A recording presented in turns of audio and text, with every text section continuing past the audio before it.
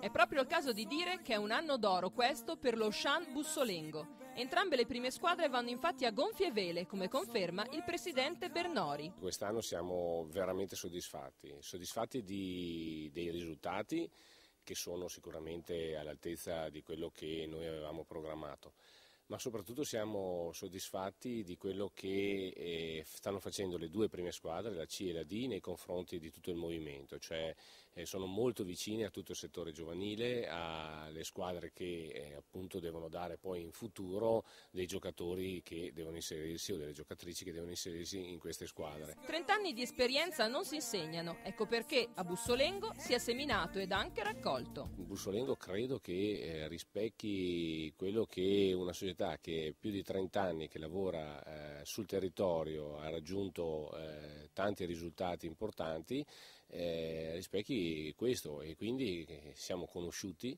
Siamo credo l'unica società che lavora in maschile e femminile con numeri di questo tipo. Ci sono delle società molto importanti, anche più importanti della nostra, ma che lavorano magari solo nel maschile o solo nel femminile.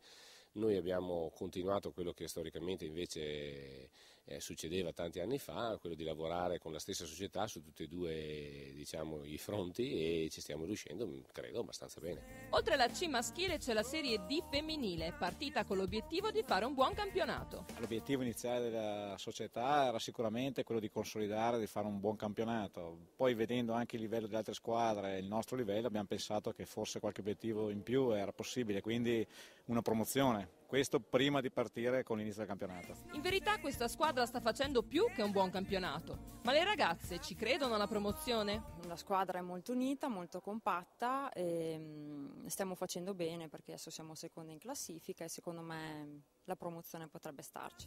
In D femminile, fra l'altro, ha esordito una palleggiatrice di 12 anni e un libero di 15. E di movimento già dal mini volley funziona alla grande. A livello di mini volley lavoriamo maschile e femminile assieme, lavoriamo con le scuole elementari di Bussolengo, abbiamo dei progetti 1, 2, 3 volley che è nazionale, sponsorizzato dalla Kinder, attraverso il quale facciamo il reclutamento dei ragazzini e li portiamo in palestra e cerchiamo di approcciare la pallavolo in maniera giocosa, in modo che si divertano.